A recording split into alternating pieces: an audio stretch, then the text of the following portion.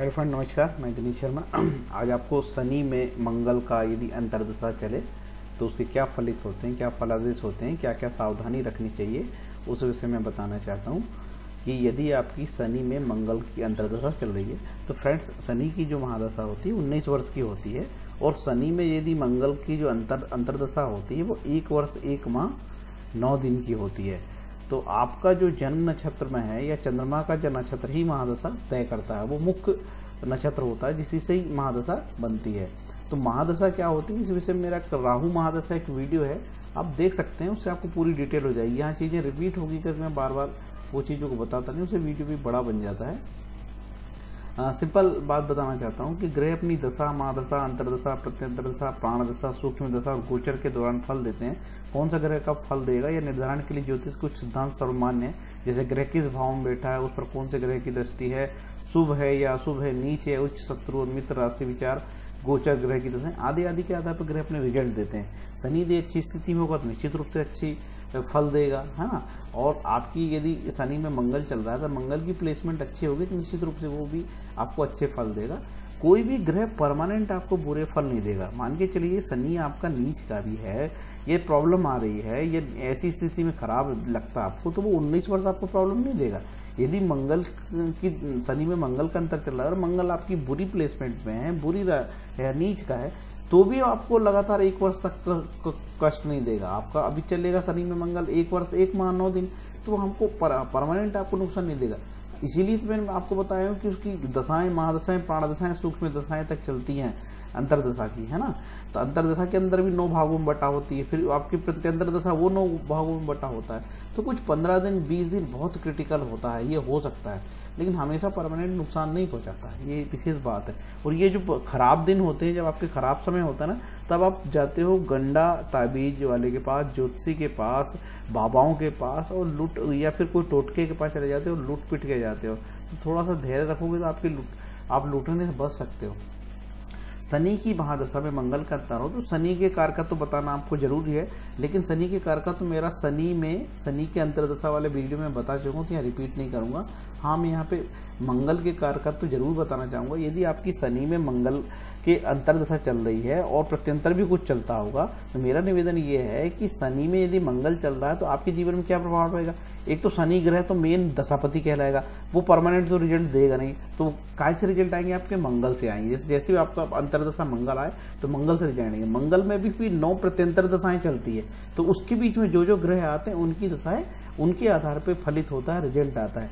तो परमानेंट आपको डरने की बात नहीं है। क्या है कि हिंदू ज्योतिष में ऐसे ऐसे शब्द जैसे नीच का मंगल, ये भयानक डरा देते हैं आदमी को, परेशान करते हैं। तो आपसे निवेदन है कि डरे ना।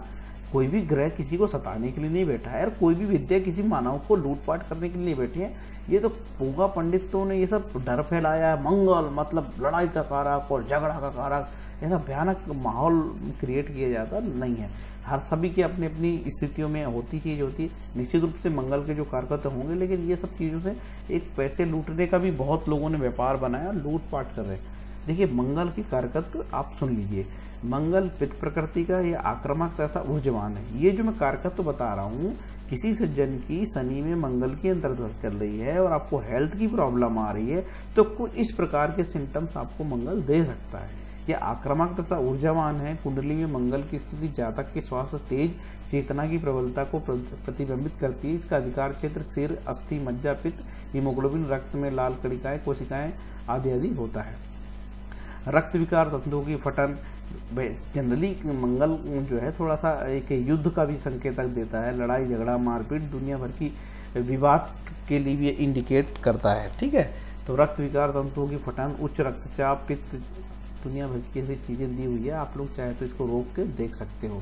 ठीक है, मैं ऐसी कोई नेगेटिव चीज नहीं बोलना चाहता जिससे कि आप और भयभीत हो जाएं।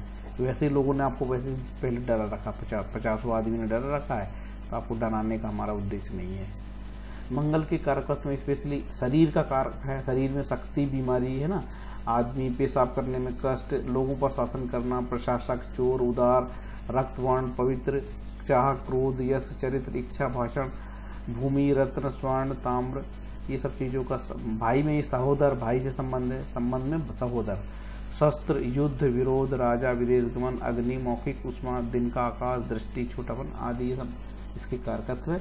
अब सिद्धांत बता देता हूं आपको कि थ्योरी नंबर 1, शनि की महादशा में मंगल की अंतर्दशा चले तो इसका सिद्धांत पहला ये है, शनि की दशा में मंगल का अंतर हो, मंगल यदि स्वराशि में हो, उच्च का हो, तो या दशाधिप से, या दशाधिप क्या कहलाएगा, शनि, शनि से वो उसकी अच्छी प्लेसमेंट हो, लग्नेश से युक्त हो। यहाँ पे लग्नेश से युक्त क्या, जैसे शनि और मंगल यहाँ एक साथ बैठे हो। ये जो उदाहरण मैं आपको बता रहा हूँ, ये मेष लग्न की कुंडली में आपको उदाहरण से बता रहा हूँ। ओके, लग्नेश से युक्त हो, उस समय आराम से ही सुख, धन लाभ, राजा का आदर, वाहन, वस्त्र, भूषण का लाभ, सेनापतित्व, खेती, पशुओं की वृद्धि, नवीन गृह निर्माण, बंधुओं को सुख आदि हो। ये जो मैं बता रहा हूं आपको, यदि शनि की प्लेसमेंट अच्छी हो, यदि स्वराशि का हो, उच्च का हो, हाँ, तो यहाँ पे आपकी कुंडली में देखने का होगा 1 से 12 तक की लगन की कुंडलियों में ये चीज फलित बैठता है। तो सबकी कुंडली में सब मंगल अलग अलग जगह होगा तो अलग अलग रिजल्ट देगा। मेरे शब्दों को ना पकड़ें, और आपको यदि ज्योतिष का ज्ञान नहीं है तो कहीं कहीं हो सकता है आपको समझने में गलती हो सकती है, इसलिए सोच समझ के आप इसको सुने और समझें। ये मेष से लेके मीन लग्न की कुंडली में ये थ्योरी अप्लाई होती है। यदि मंगल की प्लेसमेंट अच्छी हो, मंगल देखिए 10वीं मकर राशि में उच्च का होता है, और मंगल की स्वराशि यहाँ 1 नंबर की राशि है, स्वराशि है, और ये 8वां नंबर भी मंगल की स्वराशि है। तो ऐसी स्थिति में बैठने से पॉजिटिव माना जाएगा। लेकिन 8वीं राशि यहाँ मंगल की है, लेकिन ये मंगल 8वें स्थान पर यहाँ यदि बैठ जाएगा तो हो सकता है कि थोड़ा प्रेडिक्शन में अंतर आए, बहुत पॉजिटिव रिजल्ट ना आए, थोड़े नेगेटिव रिजल्ट हो सकते हैं। मंगल अपने थ्योरी नंबर 2, मंगल अपनी नीच में अस्त या लग्न से 8 से 12वें भाव में पाप से युक्त दृष्ट हो तो उस समय धन हानि, चोर, सर्प, व्रण, शस्त्र, गठिया रोग आदि का भय, पिता और भाई को क्लेश, कलह, पशुओं की हानि, स्त्री, विदेश गमन, व्यर्थ खर्च होगा। ठीक है, मंगल की यदि प्लेसमेंट 8वें भाव में और 12वें भाव में, ये तो बिल्कुल सर्वमान्य एक सा उदाहरण है कि किसी भी अंतरदशा हो, प्रत्यंतर दशा हो या महादशा हो, यदि जो महादशा का कारक या प्रत्यंतर का कारक ग्रह जो भी है, जिम्मेदार ग्रह है, यदि वो 6, 8वें भाव में बैठेगा तो ये पॉजिटिव होगा। यहाँ पे आपको आप दशापति से यानी कि शनि की कुंडली बना के देना चाहिए। मैं बात कर रहा हूँ कि शनि की महादशा में मंगल का अंतर, तो आपकी शनि लग्न की आप कुंडली बना के देख लेना, और शनि से कहाँ पे मंगल गया है वो उससे प्लेसमेंट पता लग जाएगा कि वो 8वें में है कि नहीं है। यदि 8वें 12वें में है तो निश्चित रूप से वो उसके रिजल्ट में कुछ कमी आती है, लेकिन उसका तोड़ है, डरने की जरूरत नहीं है। मंगल यदि अष्टमेश हो, सप्तमेश हो, द्वितीय स्थान व्यवस्थित हो, देखिए ये कहलाता अष्टमेश। यहाँ पे मेष लग्न की कुंडली है, उदाहरण से बता रहा हूँ, आपकी कुंडली अलग अलग हो सकती है, आपकी अलग लग्न की कुंडली हो सकती है, तो सभी लग्नों में ये उदाहरण बैठे को जरूरी नहीं है। लेकिन सभी लग्नों का ये वाला भाव अष्टमेश कहलाएगा, सभी लग्नों का ये भाव सप्तमेश कहलाएगा, सभी लग्नों का ये वाला भाव जो है द्वितीयेश कहलाएगा। यहाँ के जो स्वामी हैं वो जो है बहुत अच्छे रिजल्ट नहीं देते हैं। ठीक है, तो यहाँ मेष लग्न की कुंडली में ये मंगल यहाँ पे अष्टमेश है। ठीक है, तो यदि मेष लग्न कुंडली में मंगल अष्टमेश होने से बहुत रिजल्ट नहीं देगा, और यदि मंगल किसी भी कुंडली में किसी भी लग्न में यदि द्वितीय स्थान पे है तो ऋषि पारसर कहते हैं कि वो अच्छा रिजल्ट नहीं देगा।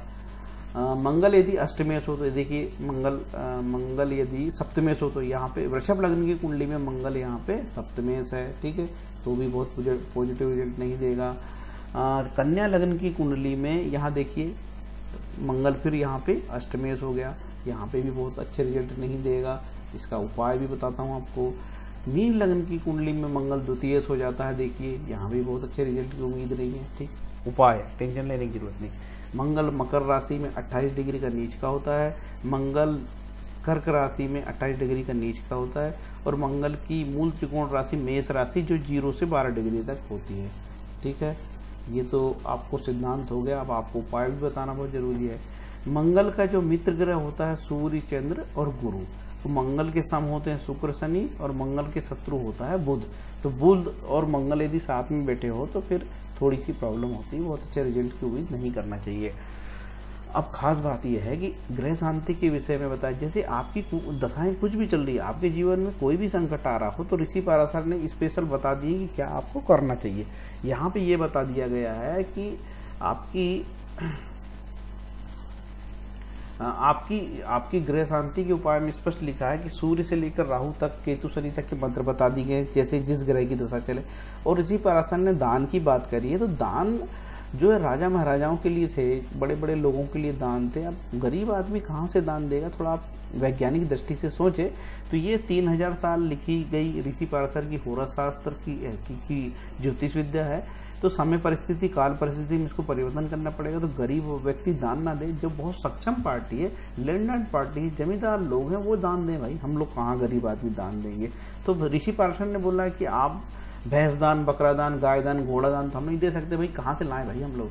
तो हम लोग दुर्गा सप्तशती का पाठ कर सकते हैं, है ना, और जप महामृत्युंजय मंत्र का पाठ कर सकते हैं, विष्णु सहस्त्र नाम का पाठ कर सकते हैं, शिव सहस्त्र नाम का पाठ कर सकते हैं, शिव की पूजा कर सकते हैं, सूर्य आदित्य हृदय का स्तोत्र का पाठ कर सकते हैं। इससे ग्रह शांति होती है, 100% सही है, ठीक है। और ये जो विद्या है राजा महाराजाओं की लिखी गई थी, तभी तो कहा कि शिव की सोने की मूर्ति बनाना। अब ऋषि पराशर कोई लुटेरे तो नहीं थे कि किसी गरीब और झोपड़पट्टी वाले को शिव की सोने की मूर्ति बना के पूजा करवाते।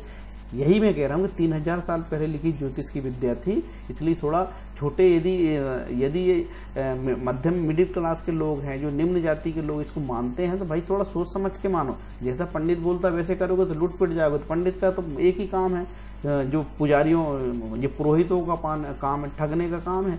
देखो सभी ब्राह्मण चोर नहीं होते, कुछ बदमाश लोग होते हैं जो लूटपाट करते हैं। तो जो बदमाश लोग होते हैं, मैं उनके विषय में कह रहा हूँ। जो सज्जन प्राणी हैं और ब्राह्मण जात के हैं, तो मेरे को उनसे कोई बुराई नहीं है।